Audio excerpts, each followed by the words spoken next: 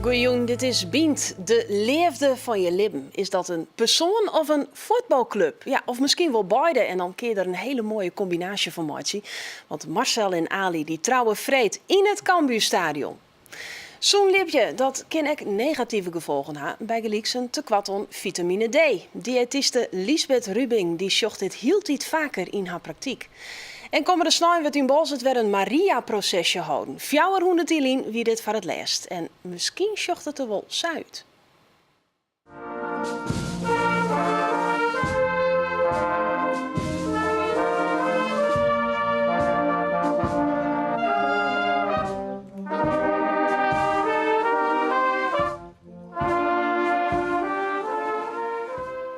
Jan Visser van de organisatie van deze Maria-processie in Bolzert. Kunnen we dit ongeveer verwachten, Snijn? Ongeveer kunnen we dit verwachten. Ongeveer, ja. Want je hebt er nog een heel soort andere dingen bij betocht. Wij hebben er wel wat andere dingen bij betocht. Ja, een beetje in een modern jasje misschien? Dat is wel de bedoeling. Dat weer de bedoeling. En ik denk wel dat het slaagt. Ja, nou, we zijn heel benieuwd. Dadelijk zullen we het er even over hebben. Ja, het moet de mooiste dag van haar leven worden. No vreed. 15/5/2015. Jouw Marcel Spoelstra en Ali de Jong elkaar het jaarwet. En net alleen al de datum is speciaal. Dit zijn echte Cambuur-fans die binnen de eersten die trouwen op de middenstip van het Cambuurstadion. Marcel en Ali, welkom. Hoi. Hoe is het met de zenuwen? Een beetje onder controle. Een beetje onder controle? Ja, een beetje. Ja, gaat het nog? Ja. Nog 2 nachtjes slapen. Dan is het zover. zover, ja. Waarom het Cambuurstadion? Ja, het is Toch het speciaal. voor Speciaal, mij ja. mooiste plekje in Leeuwarden. Dus Ja. Ja. Want jij bent ook van de MI-site. ja, de Noord. Hè, dus, De echte harde kern zeg maar, van De Cambuur, fanatieke de fanatieke supporters. supporters. Het is toch een droom die uitkomt dan? ja, eigenlijk wel. Ja. En hadden jullie van tevoren al bedacht toen je haar ten huwelijk vroeg van nou dat moet in het Cambuurstadion gebeuren? Nee, ik had er helemaal niet bij Nee. stilgestaan. Nee, ik. Jij? Ja. Ja, Hoe kwam dat zo? ja. Zo in één keer. Alles was al wat geregeld. En ik dacht, laten we bij het Cambuurstadion proberen. Want En dat- 15/5, dat is natuurlijk een hele bijzondere datum. Waarschijnlijk druk. heel veel mensen die gaan trouwen dan. Ja. Dus er was eigenlijk niet meer echt een locatie over. Nee, eigenlijk niet, nee. En toen dacht je, laat ik gewoon het Cambuurstadion bellen. Ja, en dat lukt al. Wat zeiden ze daar? Die moesten via een speciaal wensverzoek invullen, ja. Nou, en toen mochten we daar op gesprek en ging het goed. Wauw, leuk. Dus ze waren zelf ook heel blij mee. Ja, Ja. want jullie zijn de eersten die Ja. dit gaan doen. Vonden ze het zelf ook een bijzonder idee? Ja. En wat dacht jij toen zij met dat voorstel kwam? Nou, dat ik er niet eerder bij had Nee, gedacht dat ik daar vandoor ging. Dus ja, ja. Want hoe speciaal is dit nu? Ik kan me voorstellen, sinds je weet dat je daar gaat trouwen, dat je de afgelopen thuiswedstrijden bij Cambuur misschien toch Denk een je er beetje wel aan. anders op de tribune zit. ja, dat denk ik in ieder geval wel aan. En nou ja, zondag moeten we weer. En ja, dan hoop ik dat we leuk kunnen terugdenken aan de afgelopen vrijdag dan. Aan een hele mooie dag. Ja. Ja, hoe ziet die dag eruit? Hoe gaat het allemaal gebeuren? Nou, ik hoop eerst uit te slapen, maar Nou, dat gaat er niet in. nee, we gaan in de middag, eind van de middag gaan wij naar het Cambuurstadion. En dan nou, op de middenstip als het weer mee zit. En dan ja, een feestje vieren. Ja, als het weer mee zit inderdaad. Ja, Want dat dat is is natuurlijk wel een belangrijke Ja. factor. Ik neem aan dat jij een jurk aan hebt. Ja, Je haar heel mooi opgestoken. Helemaal mooi gemaakt. Het is zondag als het regent. Ja, dat is niet de Dus, bedoeling. Al een nee. beetje naar de weersverwachting gekeken? Ja, ziet er wel goed uit. Ziet er wel ja. goed uit, hè? Droog. Ja. Nou, daar gaan we voor, hè? Ja, want ja, binnen in het stadion is leuk. Ja, Maar die middenstip... Hoe vaak sta je op de middenstip? Ja. niet eigenlijk, hè? Nee, toch? Nee. Nee. En dan, al jullie gasten, die mogen er dan omheen staan of zitten? Of wat Ja, Ja, kan er geregeld worden? gewoon zitten. Gewoon zitten, Ja. met allemaal stoelen. Ja. Ja. En wie Ja. zette die klaar? Misschien de selectie nog? Ik denk de Ja. selectie. Dat hoop je ook een Ja. beetje. Precies. Ja, misschien blijven er wel een paar hangen van de training. Ja, je weet het niet. Ja. Nee, ja, dat zou natuurlijk helemaal leuk zijn. Ja. Ja, als die er ook aan bij aanwezig zijn. We hebben even op internet gekeken, want er zijn wel meer huwelijken gesloten in stadions. Even een kleine compilatie gemaakt. En beloof je trouw alle plichten te vervullen.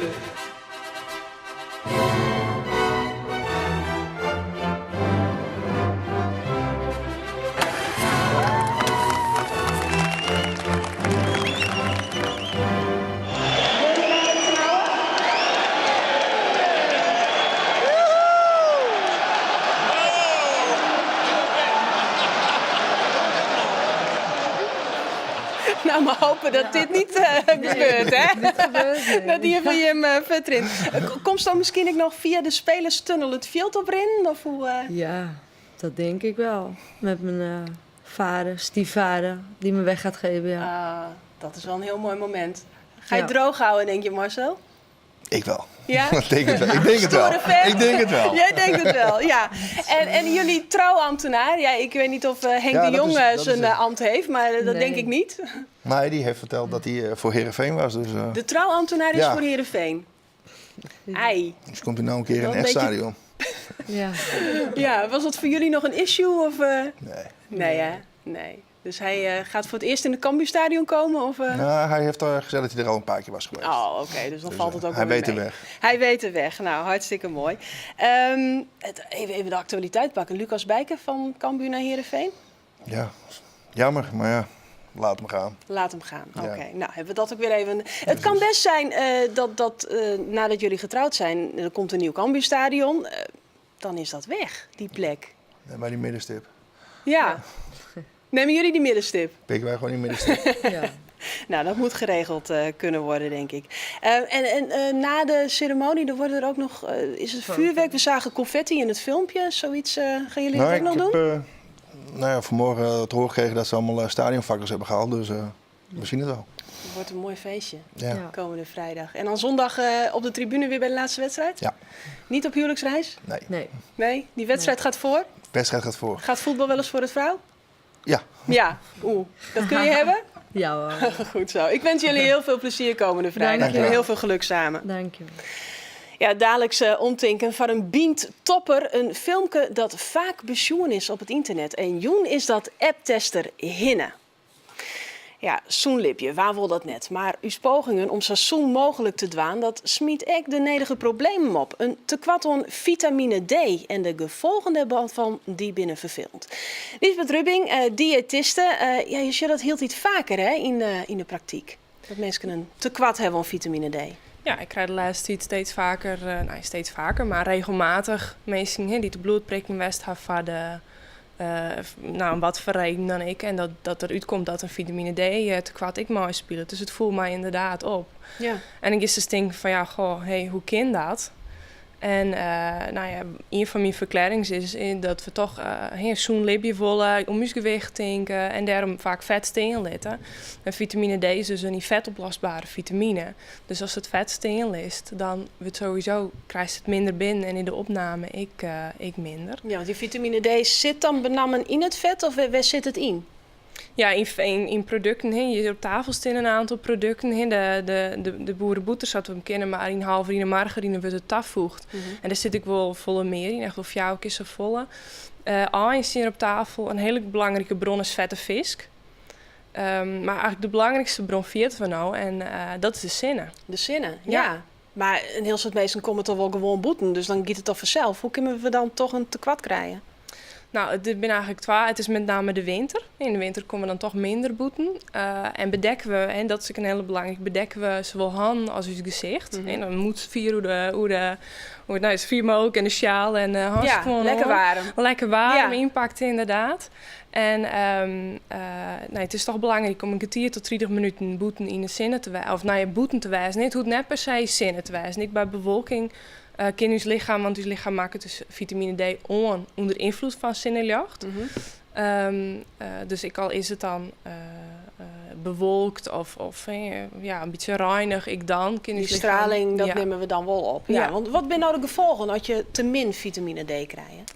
Nou, bij bank in het wel hele heftige gevallen in de Engelse ziekte. Alleen gelukkig komt dat heel weinig voor Wat is met dat? in Nederland. Dat is vergroeien van de, net goed ontwikkeling van de botten eigenlijk. En daar terug ontstaan naar vergroeiing en dat krom, dat soort dingen. Ja.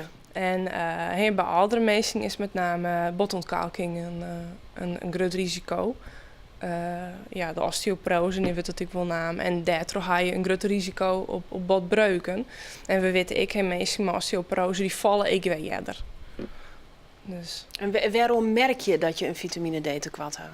Nou ja, in principe net echt. Alleen nog wat je wil, wat symptomen bij kunnen is wurgers. Alleen ja, wurgers zijn net zo vol. Wurgers je ik druk hebben. Inderdaad, druk of in totaal net zo eten of te min sliep.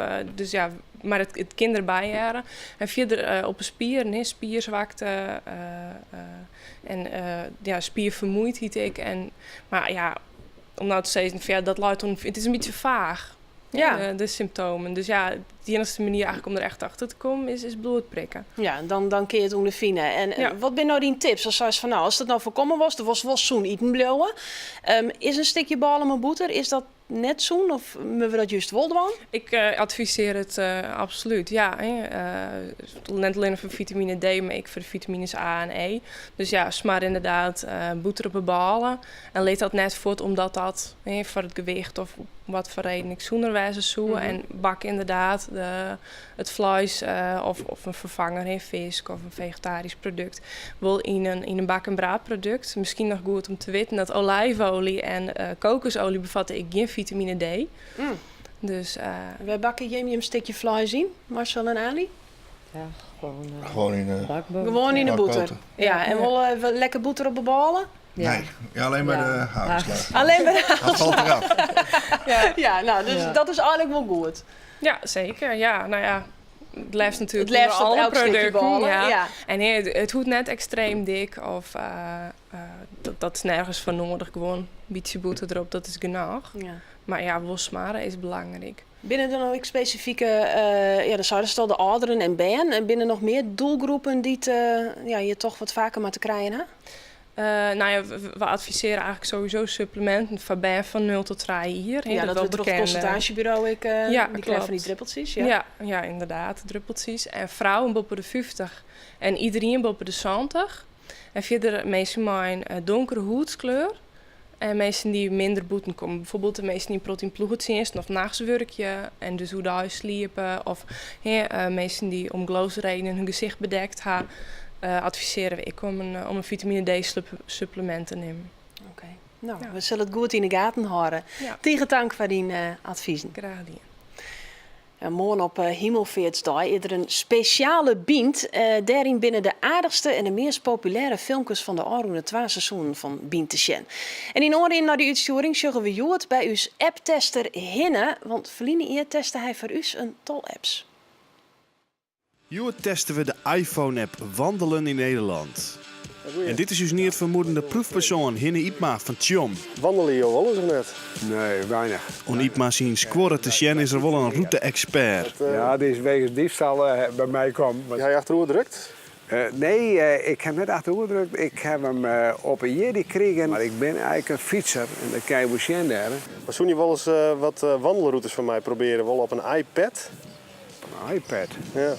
Oh ja, ben je het nou ook? Ja, nou, ik word nou wel eens proberen. De makkers van de wandelapp hebben als doel stelt alle routes van de ANWB, Staatsbosbeheer en Natuurmonumenten in één app te gooien. Je maar even langs. Ja, ik ga met Roy, hè? Hinne Ipma wil wel graag naar Appelskeer. Dan ga je naar de lijst. We hebben hennenbollen waarschijnlijk. Appel. Ja.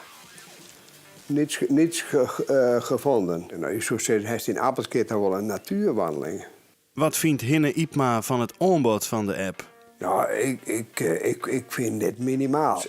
Statistisch ligt het mij wat te beperkt eigenlijk. Na 5 minuten klikken komen we erachter dat er net zo volle routes in Friesland te vinden binnen. We besluiten dan ook de uitbreiding van €3 nog wat te keepjen. Ipma had geen creditcard, dus die look ik dan even. En we onderzoeken het nieuwe aanbod. Appel. Niets gevonden. Dus nu hebben we mij gekocht. Maar we hebben dus lucht gekocht. Voor de gebroeker is net duidelijk wat er nou echt kocht had. Ipma viel hem dan ook een beetje oorzet. Maar dan wil ik naar Sneek. Zoek. Oké, dan wil ik naar het Sneekermeer. Waar begin ik nou bij het Sneekermeer? Wat is de aanvangsroute? Waar vind ik dat? Bij een groot deel van de routes zit ook nog geen GPS-informatie. Daar kan Ipma dus helemaal niks mee. Nog zit er wat bij. Maar je zit net bij wat het is. Maar als je dan naar de VVV gaat en de keept een kaart, dan zit er keurig weg door de rode landsmast. En eigenlijk moet datzelfde met Jerk opstaan. Als gebruiker vind ik dit wakker niks. Ja, nee, dat is zeker. Want ik voel me eigenlijk dan een beetje bedrogen als koper. Qua idee wel leuk, het bundelen van routes. In de praktijk is de functionaliteit van de app minimaal. Ja, nou, na deze aflevering is de app goedkeeper worden en binnen de meer routes bijkwamen. Nou, we hebben nog even contact zocht met Hinne, maar hij vindt hem nog heel tijd een beetje zuterig. In Bolzet stiert snel wat bijzonders te gebeuren. Voor het eerst in 400 jaar wordt er een Maria-processie gehouden. Het beeld van Maria van Zevenwouden, dat gewoon wel in de Franciscuskerken stiert, die wordt dan in een religieuze optocht terug de stad droegen. Jan Visser, een van de organisatoren, welkom. Waarom doe je dat nou snel? Nou, wij doen dat omdat het 400 jaar verliezen is dat het beeld dus eigenlijk op wonderbaarlijke wijze veromvoen is. Op wonderbaarlijke wijze. Ja, wonderbaarlijke want er is nog wel wat gebeurd met dat beeld, hè? Er gebeurt, ja. Ja, nou, daar hebben we even een oorschog van maken. Oké. Je hebben een sjen. Maria van Zevenwouden is al zo'n 100 jaar oud. Ze stieren alle gedachten eerst in Warkum in de 14e eeuw, maar komt terug te in Bolzet. In 1515 giet het mis. Er valt een groep Saksische hierling Bolzet binnen, neemt de Zwarte Hoop. Ze plunderen en steken alles in de brand. Ik het Mariabeeld.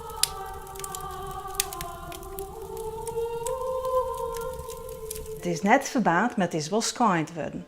En later gaat er nog een verhaal van met de reformatie dat het beeld in het water gegooid werd en dat het dan rechtstandig droom bleef in plaats van dat het plat lag en dat wie ik weer een mirakel. Dus ja, het beeld zit vol met mirakels. Al hier optekenen in de middeleeuwen en nou nog na te lezen in een kopie van een kopie die ik op de speciale tentoonstelling over het Mariabeeld in het Titus Brandsma Museum te zien is. Nou, het Biggelix een bandje dat in het put van wie en de haait die kan het haast net oprissen, want er moet eerst een ladder komen en het bandje dat luidt er haast al 4 roeren in en dan uiteindelijk slaagt het om het bandje omheen te hellen, maar het is haast deer of het is wordt zijn dat het deer is. En de haait die rent dan naar de boerje met het bandje en opeens onder het onroepen van Maria help mij wordt het bandje wel levend. Krankzinnige vrouwen die naar het zien van het Mariabeeld weer gewoon worden. Bijen die het net rennen kunnen, maar naar het zien van het Mariabeeld wol. Leur die op zee in een storm terug te komen en Maria onroppen en de storm oelibje. Verhaal te oer. Biggelix een jongen in Zuid-Bierum die een eigen uitscheppen waard met een handboog. Nou, en wonderboven wonder, terug het onropen van Maria en het verschijnen voor het beeld van Maria van Zevenwouden in Bolzwart. Ja, wordt het eigen genezen. Mensen zeiden toen, het is echt gebeurd en daarom is het optekenen worden. Ik kon alle mensen naar Bolzwart te hellen verzeld. Dat was natuurlijk niet belangrijk dat er een soort mensen naar Bolzwart kwam. Ik voor de handel. Ja, nou dus weer zo'n procesje, komende snijn. Wordt het hetzelfde als 400 jaar? Nee, beslist niet. Nee? Wat wordt er oors? Het wordt een feest voor de hele stad. En die processie, dat stiet feest. Dat is overal eigenlijk gelijk. Het is een optocht, een religieuze optocht. En die lijn die stiet feest. Wat is die lijn dan? Dat eerst dus de misdienaars komen. En dan komen de priesters. Dan komt de bisschop op het lijst. En dan komt het beeld. Ja. Muziek komt erachteraan. En dan komen de meesken. Ja. En dat doe je mee. En dat doen wij ik. Ja. Alleen nog, wij hebben eigenlijk de hele stad erbij belutsen. We hebben de oren kerken erbij belutsen. Ja, dat is wel bijzonder. Ja, en dat hebben we dus eigenlijk direct vregen. We hebben presentaties doen bij die kerken van wat willen wij en wat kun je een bijdrage erin wezen. Ja. Stien ze eerst wel wat, al wachten zien hoe. Ja, wat huwelijk zien hoe vanzelf. Maar ze zijn eigenlijk al jaren om en dat vinden wij geweldig. Dat is wel heel bijzonder. Ja. De doopjes in de kerken die zetten dwaren iepen, daar rennen we balans en die spelen op het wargel. En dan hebben wij onze stadsdraaiorgel, Omke Romke. Daar hebben we dus de muziek van Ave Maria. hebben wij dus meidje litten. Dus een draaiorgel. Een draaiorgel, ja. Ja. Die spelen het op het Marktplein, waar we voorbij komen. Dan bij de Griffemeerde Tjerken. Daar staat het koor van de Griffemeerde Tjerken. U staat dus, jongen. Nou, dat is gewoon geweldig. Ja. En dan geven we mijn koor naar de Broerentjerken. En in de Broerentjerken daar zal de bisschop een lezing horen en een kwarte preek. Dat is echt even een moment van. Ja. Maar ja, de Broerentjerken is het oudste kerkengebouw van Bolzert. En daarna herinneren we over het Heegbolwerk. Ja. Maar tegelijk vaart dan een preem vaart in een graaf mai met het Chanticoor. Een chanticoor Ja. bij een processie. Ja, en dat komt omdat... Zou je net bij elkaar denken, toch? Nee. Maar dat komt omdat Marije van Zo'n-Woorden is ik de beschermvrouw van de Zeeleu. Aha. En dat is de link die wij dus lezen Ja. naar het Chanticoor. Ja. En Bolzert lag vroeger ik aan de Middelzee. Hè? Dus wij hier wel wat met de zee. Ja. Dus daarom hebben wij dus vragen van, hey, Chanticoor, waar je maait van? Dus er is Wij rennen over het Heegbolwerk, zij varen daar prachtig mooi neerst. Nou ja, mooie combinatie kun je genoeg net te krijgen. beleven. Ja. Zelfs als je misschien net eerst bij een tjerken ontsleppen Nee. binnen, is het Nee. aardig om mee te Ja, rennen. zeker. Ja. Ja. Het is heel wat oors. In Bolzert is er wel wend dat er eens een optocht is van het hemel. Maar ja, dit is heel wat oors. Dit Ja. is religieus. Hè? Ja, ja. Dan is het ik zien als een... wij zeggen altijd, dit is een wandelende gebedsviering. Hè? We beginnen in kerken, wij rennen de kerken uit, maar we gaan eigenlijk terug met de dienst. Ja. En als we weer komen, sluiten we in de kerk ik weer af. Ja, nou, het klinkt al je prachtig. Nou wie het jet iets dat het ik een soort volk naar de stad taal luts. Ja. Is dat nou ik je bedoeling? Hoop je hem Dat op hopen een soort we wel. mensen? Ja, dat hopen we wel. Kun Ja. je daar een inschatting van maken zien? Dat is verschrikkelijk moeilijk. Iedereen vraagt dus hoeveel mensen komen daar. Ja. We hebben 650 boekjes meidje. Misschien is het genoeg, maar misschien ik wel net. Nee. Dat is Waar weten we net. hoop je hem op? Nou ja, we hopen dat we een volle kerken krijgen zelf. En dat zou prachtig wezen. We hebben een soort reclame maken. We ben ik aansluiten bij de VNB. Dat is de Vereniging Nederlandse Bedevaarden. En die promoten us ik. Het bisdom promoot us. Want met Bolzert ik een beetje een bedevaartsoord worden. Nou, dit. Bolzert is een bedevaartsoord. Dat weet een heel soort mensen Nee. net. Maar Bolzert is al jaren Maar komen er nog lang. wel mensen Er maar komen- die ja, reden naar er Bolzert? komen ik nog wel mensen om die reden naar Bolzert. Ja, we hebben in En je oktober... willen dat het nou ik weer meer wordt? Ja, dat Je hoop wel. je dat het hopen je we wel wel. meer Wij starten snel mei ons bedevaartseizoen. Mhm. En dat sluiten we zo'n 20 september sluiten we dat weer af. Ja. En elke toonsdag kunnen bedevaartgangers naar Bolzert komen om op bedevaart te gaan. Maar wat is de aantrekkingskracht van Maria Joetedai? Nou, die is altijd heel groot. Als nou is dat er nou per jaar 12.000 kerstjes ontstaan worden bij Maria. Dat gebeurt natuurlijk een soort toch eens eigen programma. Maar een heel soort mensen van Boeten die toch speciaal naar dit beeld komen. Ja. Dus je- En we krijgen heel Ja. die wonderen van Maria. Je hebben ik in de eigen parochie wonderen opskreun en daar een prachtig boekje van maken. Ja, dat is het. Marga Klaus, de Friese schreeuwster, Ja. die zit bij ons in de werkgroep. Die het verhalen samelen van Bolzeters. Oer hun, oer Maria. Wat zij Ja. beleven hem met Maria. Hè? En dat is hartstikke leuk. Dat is nou al je bundelen. Komen de snijn, hoe let? Alle voeren de dienst. En jelve trein beginnen we met de processie. Een soort succes. Dankjewel. Dank u wel, Jan Visser. En dit wie bient morgen een speciale bient dus, maar de meest populaire filmpjes van de Aroene 2 seizoen. Vandaag nog een hele noffelijke jong verder.